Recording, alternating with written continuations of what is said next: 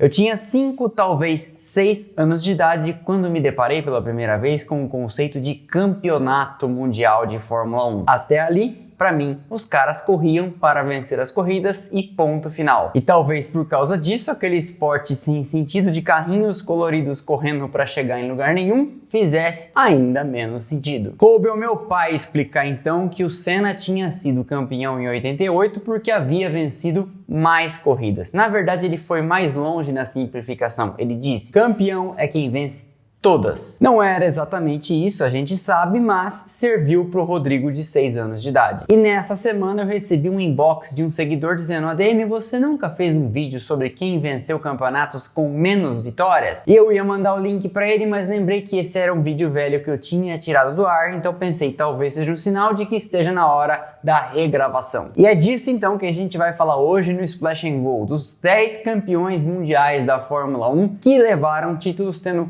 menos vitórias. Menos na carreira e menos também na campanha específica em que venceram seus títulos. Vamos lá!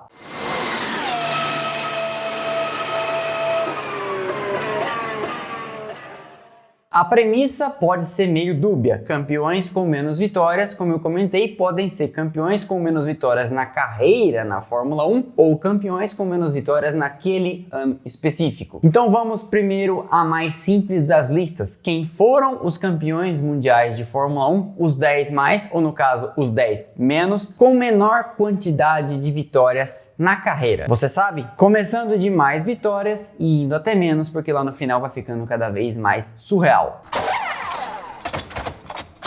Filho do lendário Gilles, campeão da Indy em 95 e vencedor também naquele ano das 500 milhas de Indianápolis, Jacques Villeneuve começou a testar carros da Williams ainda naquele mesmo ano de 95. E sua contratação foi o primeiro trinco na relação entre Adrian Newey e Patrick Head e Frank Williams, os sócios da equipe de Sir Frank. Newey tinha conseguido um acordo de 10% das ações da equipe e vez e voto a respeito de quem seriam os pilotos. E aí, no final de 95, quando eles assinam Jacques para correr ao lado de Damon Hill na temporada de 96, Newey descobre pela imprensa e disso ele não gostou nada. Ele confronta então a dupla de sócios e eles saem-se com a desculpa: sabe o que é? A gente já faz isso há mais de 20 anos, acabamos esquecendo, força do hábito, etc e tal. A Williams tinha testado Villeneuve, tinha gostado do que viu e, com as aposentadorias de Prost, Mansell e a fatalidade de Imola 94 que tirou Senna do seu rumo de vitórias prováveis com a Williams, eles estavam à procura de um piloto para liderar o time. Tentaram com Schumacher, mas sempre foram muito mãos de vaca e Schumacher não aceitou a proposta ofensiva do ponto de vista financeiro. Ofensiva porque muito baixa, e acabou assinando então com a Ferrari. A Williams testa Villeneuve, gosta do que vê e então lhe oferece um contrato para fazer dupla durante 2 temporadas com Damon Hill. Essa história inclusive é muito interessante e merece ser contada depois à parte. Mas em resumo é o seguinte: Hill conta que sempre sentiu, e talvez ele tenha razão, que era coadjuvante, não importa o que fizesse na Williams. Ele desconfiava, com razão, que nunca tinha sido a primeira opção dos donos da equipe. Porque no final de 92, quando Mansell resolve ir embora e a Williams traz Prost, a ideia era ter uma super dupla de pilotos com Senna. A própria fornecedora de motores, a Renault, e a de combustíveis, a Elf,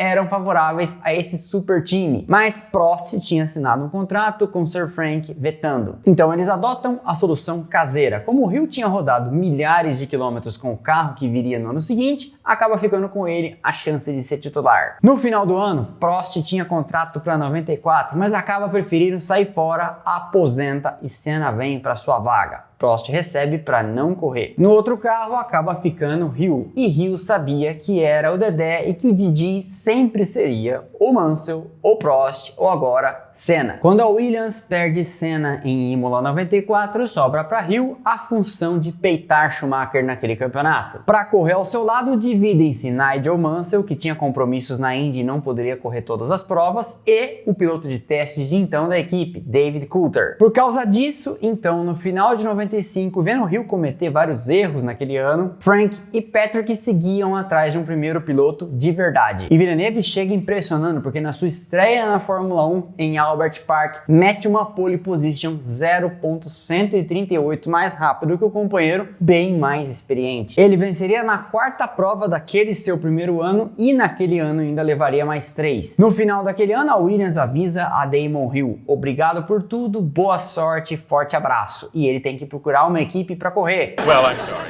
There's just no way that we could keep you on. I don't even really work here. Porque a Williams já tinha assinado sem avisar Adrian Newey, de novo com Heinz-Harald Frentzen. E aí o mago das pranchetas achou que era demais e resolve ir embora numa briga que foi parar nos tribunais. Villeneuve então vira primeiro piloto da Williams, briga o ano inteiro contra Schumacher em 97 pelo título, vence o título no final naquela disputa que acabou até embatida em Jerez de la Frontera e faturaria naquela temporada 7 vitórias. Com a saída de Newey, a Williams entra em declínio, faz um carro ruim em 98, Villeneuve ainda continua por lá, para sair em 99 em direção à BAR. Ele não venceria nunca mais na Fórmula 1, tendo tornado-se um rascunho do piloto que era em 96 e 97. Com 10 vitórias no total da carreira, James Hunt foi campeão de 76. Ele já havia chamado a atenção do mundo com carros da Hesketh, vencendo uma prova em Zandvoort, 1975. Hesketh que talvez mereça um episódio só para ela de equipes que amamos. A equipe tinha carros medianos e essa vitória do Hunt pode ser considerada um grande feito. Vamos dizer que o carro dele seria o equivalente hoje a um carro da Alpine, um carro para marcar pontos ali no meio do grid, às vezes para um pódio. Mas aí uma grande virada no destino, totalmente inesperada, acaba colocando James Hunt num carro de ponta, em condições de vencer corridas e disputar o campeonato, talvez. Porque o primeiro piloto da McLaren e primeiro piloto campeão com o carro da McLaren, o brasileiro Emerson Fittipaldi, manda avisar o chefão da equipe, Ted Meyer, no final de 75. Tô saindo fora, vou correr na Copersucar, chefiada pelo meu irmão Wilson. Aí, de repente, então, a McLaren estava a pé. Quer dizer, a pé não, eles tinham carro, mas eles não tinham piloto. O tabuleiro se movimenta depressa e Hunt acaba ficando com a vaga e disputa e vence o campeonato daquele ano. Também por outra grande virada do destino, porque em Nürburgring, no Grande Prêmio da Alemanha daquele ano, Niki Lauda sofre seu terrível acidente, ficando à beira da morte por várias semanas. Ele perde algumas corridas, James Hunt engata algumas vitórias e Lauda, que era líder com muita folga, vai vendo a vantagem encolher. A história dessa temporada é bem contada naquele filme Rush, mas resumindo, Lauda prefere não correr a última prova debaixo de um aguaceiro em Fuji e Hunt acaba ficando então com o campeonato e 6 vitórias naquela temporada. Grandes prêmios de Espanha, França, Alemanha e Holanda, Canadá e Estados Unidos. No ano seguinte, de McLaren, ele ainda venceria mais 2, Inglaterra e Japão, totalizando 10 na carreira. E é por muitos, inclusive por mim, admito, considerado um daqueles campeões que venceu porque no fim das contas alguém tem que estar em primeiro na tabela. Se Lauda não tivesse sofrido aquele acidente, nunca Hunt levaria o campeonato. Mas, como diz o poeta, tem muitos Cs nessa frase, ainda que seja um só. George Scheckter teve uma carreira longa para os padrões da época. Acabou herdando uma Tyrrell destroçada pela morte de François Sever e a aposentadoria precoce de Jack Stewart. A equipe era organizada e tinha um bom carro e de repente perde de uma hora para outra seus 2 pilotos. Estreando em 74, ele vence 2 provas na sua primeira temporada por lá. Uma em Anderstorp, na Suécia, e a outra em Brands Hatch. Em 75, vence em casa no Grande Prêmio da África do Sul e em 76 vence mais uma na Suécia, essa especial porque foi a única prova vencida na Fórmula 1 por um carro com 6 rodas. A lindíssima, espetacular, maravilhosa e genial P34. Ele ainda faria mais 2 segundos e um terceiro, mostrando que o bicho, apesar de esquisito, era veloz. Em 77, ele muda para correr na Wolf e estreia com vitória em Buenos Aires a bordo do lindíssimo W21, preto e dourado, para alguns é azul e dourado. Levando ainda em Mônaco e no Canadá, fazendo vários segundos e terceiros lugares e sendo vice-campeão de Niki Lauda com a Ferrari. Em 78, o carro da Wolf não era bom, eles acabam voltando voltando pro modelo do ano anterior, não dá resultado, ele não vence nenhuma corrida e ele acaba se enchendo e muda para Ferrari e dá uma certa sorte, porque a equipe vinha fazendo bons carros em sequência em cima da plataforma da 312 e aí ele foi a dupla com um piloto que é pai de outro que já apareceu aqui nesse tópico, Gilles, pai do Jacques Villeneuve. Ele e Gilles vencem 3 provas cada, mas Scheckter era bem mais experiente e consistente e fica então com o campeonato. Detalhe, eles vencem com a 312 T4 que eu faço questão de mostrar para você em belíssimas imagens que eu fiz lá em Imola. Olha que sonho de carro. E a 312 T4, acho que é T4 do Gilles Villeneuve, carro com que o Scheckter foi campeão em 1979. Uma pausa aqui para falar rapidamente deste trabalho. O Splash & Go é um projeto que tornou-se minha profissão em tempo integral e dedicação exclusiva. E esse trabalho dá um baita de um trabalho. Fazer um roteiro como esse leva o dia inteiro para escrever, fazendo pesquisas para não falar groselha para vocês. E o roteiro tem umas 16 páginas. Depois leva o dia inteiro para editar, encher de imagens, conteúdo interessante para vocês, para que o vídeo fique ágil e divertido de assistir. Logo, se você puder, quiser, apoie nossa iniciativa clicando no botão aderir ou seja membro. Além de apoiar o projeto, você vê os vídeos em Premiere, tem prioridade de resposta nas lives e concorre aos brindes que sempre que tem por aqui eu sorteio. E nesse ano teve e continua tendo muito brinde. Canal que não faz vídeo sensacionalista e sim entrega conteúdo com pesquisa para você, precisa de assinantes para seguir adiante. Com assinantes eu consigo contratar um editor para seguir escrevendo e gravando e fazendo cada vez mais vídeos. Se você não quiser ou não puder, não tem problema, mas aí deixa o like, porque o like é de graça, ok? Continuando. Numa carreira que também pode ser considerada longa para os padrões da época, Denny Hulme venceu 8 provas em 6 temporadas diferentes. As 2 primeiras em Mônaco e Nürburgring, 1967, no ano em que ele levou o título. Título esse, eu gosto de ressaltar, vencido com um carro da Brabham, tendo como companheiro Jack Brabham, dono da Brabham. O que mais alguém pode querer, na verdade? É igual os 12 irmãos que tiveram uma música regravada pelo George Harrison. Como campeão, ele muda para uma jovem equipe liderada por um tal de Bruce, a Bruce McLaren Motor Racing, e naquela temporada vence 2 provas, uma em Monza e outra no Canadá, sendo no final do ano 3º na tabela. Em 69, vence mais uma no México, marca 20 pontos e é 6º no campeonato. Para 70 e 71, a McLaren não faz grande coisa, mas em 72 ele beliscaria mais uma na África do Sul. E sua última vitória na Fórmula 1 acabaria sendo na Suécia em 73.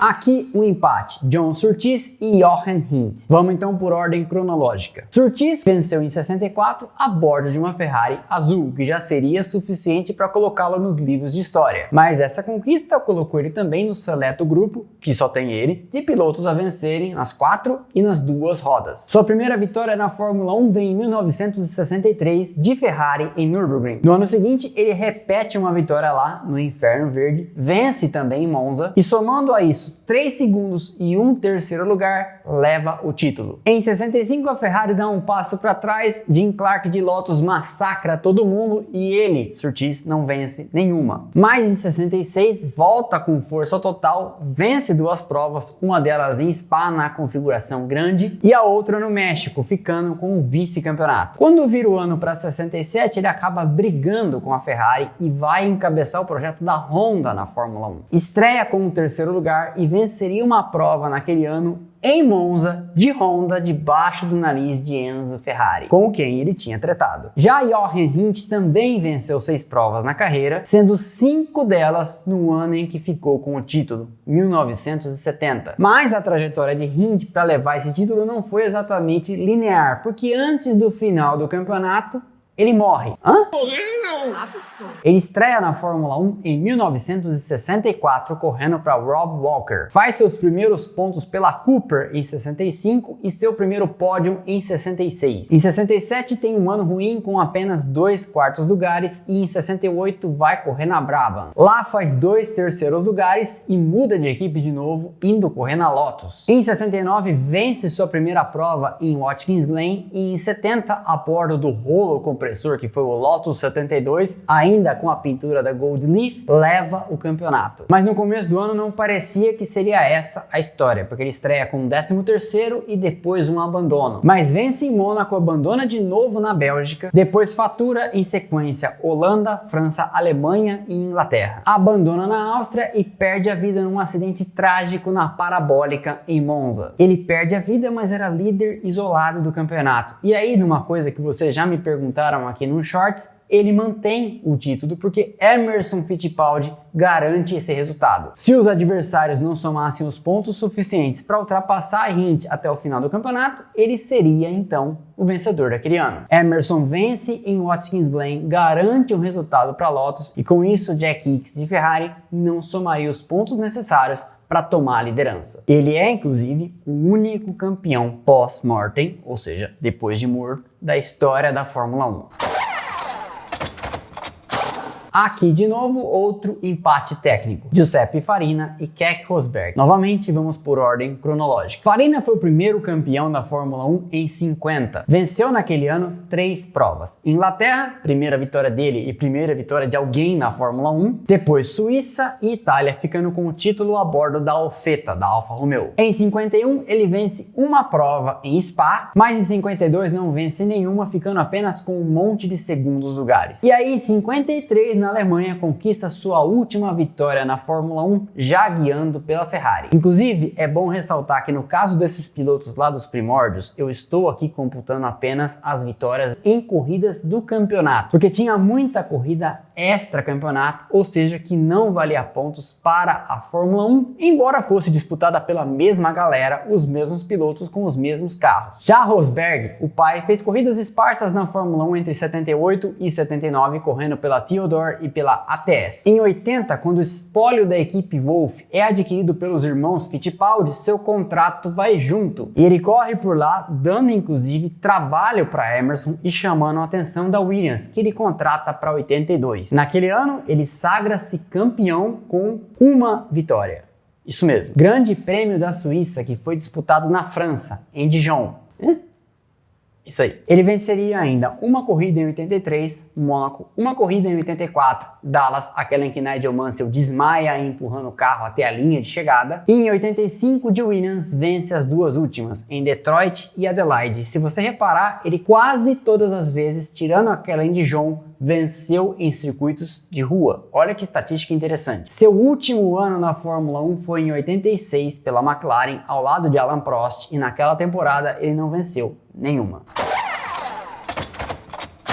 Com 3 vitórias, Mike Hawthorne e Phil Hill. Campeão de 58, Mike Hawthorne era famoso pelo seu capacete diferentão, parecendo uma vestimenta de apicultor. Venceu 3 provas, todas elas pela Ferrari. Em 53, na França, no circuito de Reims. Em 54, em Pedralbes, na Espanha, ano em que ele foi terceiro no campeonato com 24,64 pontos. Isso mesmo. Antigamente as pontuações poderiam ser fracionadas se um carro fosse pilotado por mais de um piloto, e isso era permitido. E em 58 vence o campeonato e sua última vitória na Fórmula 1, levando o título em cima de Stirling Moss. E com 3 também, Phil Hill. Americano de nascimento e único americano de nascimento a ser campeão na Fórmula 1, já que Mario Andretti é naturalizado americano, mas nasceu na Itália.